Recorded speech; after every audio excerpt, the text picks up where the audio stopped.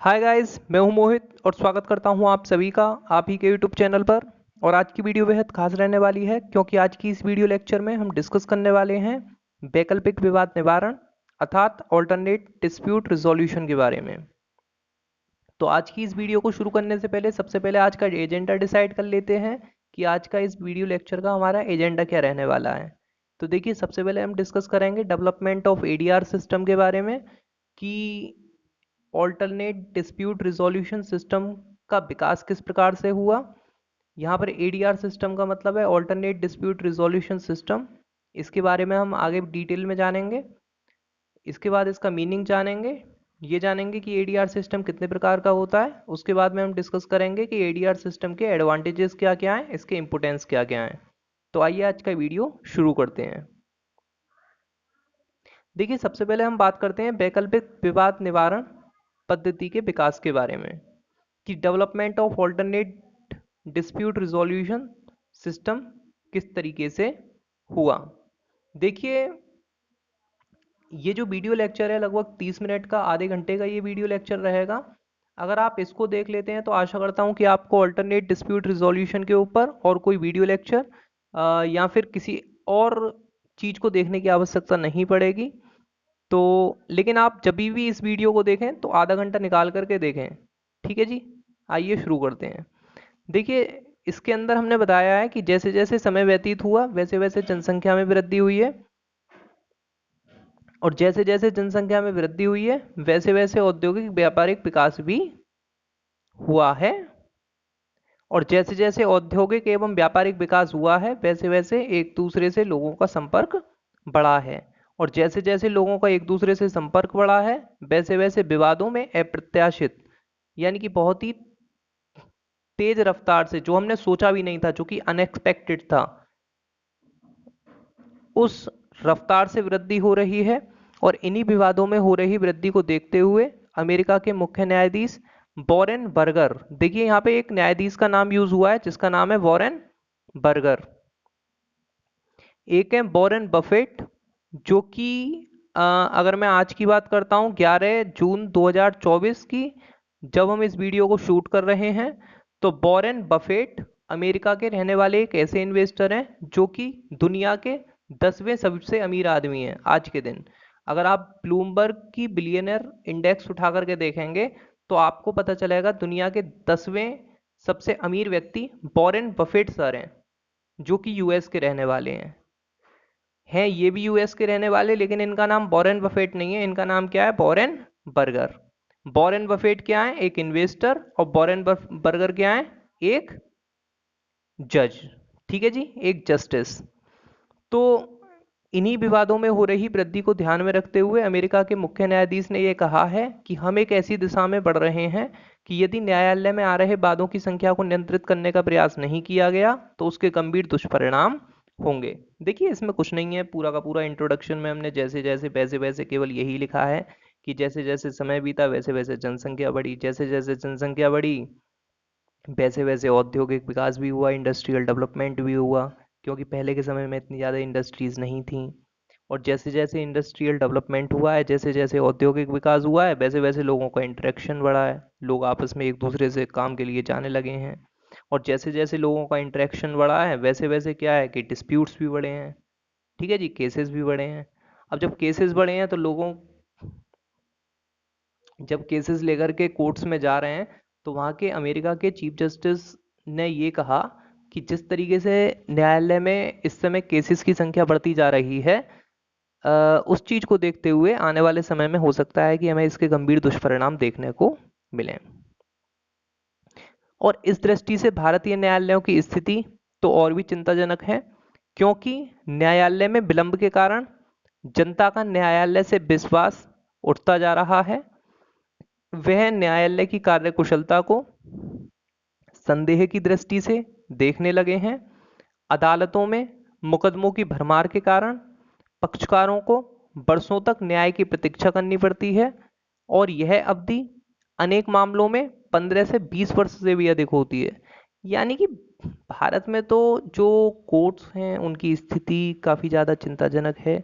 Reality यही है कि वर्तमान समय में काफ़ी सारे केसेस ऐसे भी हैं जो कि पेंडिंग पड़े हैं लगभग 15-15, 20-20 सालों से। काफ़ी सारे केसेस ऐसे होते हैं कि जो पेंडिंग पड़े हुए हैं उनका जो जजमेंट आता है वो काफ़ी टाइम बाद आता है, जब काफ़ी समय बीत जाता है। और भारत में इसी समस्या के समाधान के लिए भारत सरकार ने 80 के दशक में मलीमत कमेटी यानी कि मलीमत समिति का गठन किया और इस समिति ने वैकल्पिक विवाद निवारण पद्धति का सुझाव दिया ताकि विवाद से संबंधित पक्षकारों को सरल, सुगम तथा सस्ता न्याय मिल सके। तो इस तरीके से एडीआर सिस्टम आया। कुल मिलाकर के जब भैया इंडिया में भी काफ़ी ज़्यादा ऐसे केसेस थे वो जो कि लगातार बढ़ते जा रहे थे, जब काफ़ी सारे केसेस कोर्ट्स में आ रहे थे तो कोर्ट इतनी जल्दी जजमेंट तो दे नहीं पाते। तो इसी चीज़ को देखते हुए देश की गवर्नमेंट ने क्या करा, 80 के दशक में एक कमेटी बनाई जिसका नाम रखा मलीमत कमेटी। मलीमत कमेटी ने ये कहा कि भैया अगर कोर्ट में केसेस को कम करना है तो उसका सीधा सा एक तरीका ये है कि आप ऑल्टरनेटिव डिस्प्यूट रिजोल्यूशन को अपनाएं, यानी कि आप एडीआर सिस्टम को सर अपनाएं। देखिए आगे एक्सप्लेन करेंगे कि एडीआर सिस्टम एक्चुअल में है क्या, ऑल्टरनेटिव डिस्प्यूट्स रिजोल्यूशन सिस्टम है क्या। भैया कभी आप alternate dispute resolution system use करते हैं, कभी आप alternate dispute resolution system use करते हैं, कभी आप एडीआर सिस्टम यूज़ करते हैं। एक्चुअल में भैया ये भला है क्या। तो देखिए यहाँ पर एक्सप्लेन किया गया है कि वैकल्पिक विवाद निवारण पद्धति वास्तव में है क्या। तो अब देखेंगे वैकल्पिक विवाद निवारण पद्धति का अर्थ, meaning of the alternate dispute resolution system. देखिए ये कहते हैं कि वैकल्पिक विवाद निवारण पद्धति को अंग्रेजी में ऑल्टरनेट डिस्प्यूट रिजोल्यूशन सिस्टम कहते हैं, जिसे संक्षेप में एडीआर सिस्टम के नाम से भी जाना जाता है। और ऑल्टरनेट डिस्प्यूट रिजोल्यूशन सिस्टम कह लें आप, या ऑल्टरनेटिव डिस्प्यूट रिजोल्यूशन सिस्टम कह लें, एक ही बात है सर। इंग्लिश में इसके दो ही नाम है। अगर वो शॉर्ट में आपको देगा तो उस कंडीशन में वो एडीआर सिस्टम लिखा हुआ दे सकता है क्वेश्चन पेपर में। ठीक है जी। ये कहते हैं कि वैकल्पिक विवाद निवारण पद्धति विवादों के निवारण, समाधान या निपटारे की एक ऐसी पद्धति है जिसके अंतर्गत विवादों का निपटारा न्यायालय के भीतर न जाकर के न्यायालयों के बाहर ही मध्यस्थता, माध्यस्थम, सुलह अथवा लोक अदालत के माध्यम से किया जाता है। भैया ये सब क्या भला है, इसके ऊपर आगे हम डिटेल में इसी वीडियो लेक्चर में चर्चा करेंगे। तो मोटे तौर पे आपके क्या समझ में आया कि वैकल्पिक विवाद निवारण पद्धति विवादों के निवारण कह लो, समाधान कह लो, निपटारे कह लो की ऐसी पद्धति है जिसके अंतर्गत हम विवादों का निपटारा न्यायालय के भीतर न जाकर के न्यायालय के बाहर ही मध्यस्थता, माध्यस्थम, सुलह अथवा लोक अदालत के माध्यम से करते हैं। तो इस तरीके से कुछ आपको याद करना है। अगर मैं बात करता हूं वैकल्पिक विवाद निवारण पद्धति के प्रकार की, यानी कि types of alternate dispute resolution system की, तो वैकल्पिक विवाद निवारण पद्धति के प्रमुख प्रकार निम्नलिखित हैं। सबसे पहला मध्यस्थता यानी कि मीडिएशन।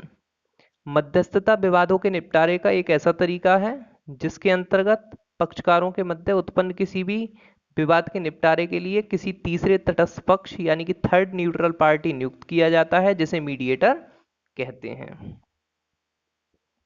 देखिए नॉर्मली क्या होता है कि अगर मान लीजिए दो लोगों के बीच में कोई भी विवाद हुआ, कोई भी डिस्प्यूट अराइज हुआ किसी भी चीज़ को लेकर के, वो सिविल डिस्प्यूट हो सकता है, वो क्रिमिनल डिस्प्यूट हो सकता है, वो किसी भी तरीके का जो है वो मामला हो सकता है।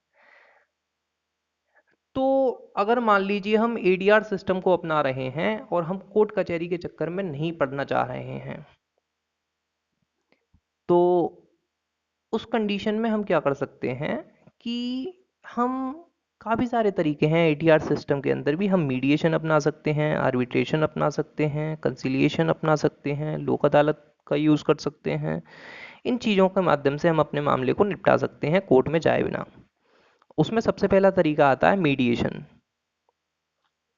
जब कौरव और पांडवों के बीच की लड़ाई हुई थी तो उस कंडीशन में मीडिएटर का रोल निभाया था लॉर्ड कृष्णा यानी कि भगवान श्री कृष्ण ने। लोगों का ऐसा मानना है कि भगवान श्री कृष्ण मीडिएटर का रोल सही से नहीं निभा पाए थे। अगर वो ठीक से उन दोनों के बीच में मध्यस्थता का कार्य करते, मध्यस्थ का कार्य करते, तो शायद कौरव और पांडवों के बीच में युद्ध नहीं होता। इस पर मैं अपनी ओर से कोई टिप्पणी नहीं करना चाहूंगा, पब्लिक डोमेन में जो अवेलेबल है वो मैं आपको बता रहा हूँ।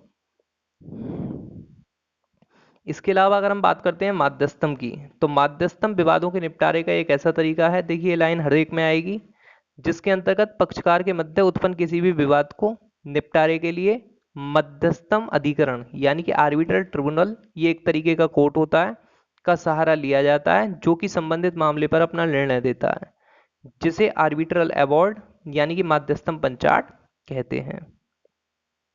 तीसरे नंबर पर आता है सुलह। सुलह विवादों के निपटारे का एक ऐसा तरीका है जिसके अंतर्गत पक्ष का जो पक्षकार हैं, जो पक्षकार हैं न्यायालय का सहारा लिए बिना अपने विवाद को आपसी समझौते से सुलझा लेते हैं, और इसमें सुलह करने वाला व्यक्ति, सुलह कराने वाला व्यक्ति जो है वो सुलहकर्ता कहलाता है।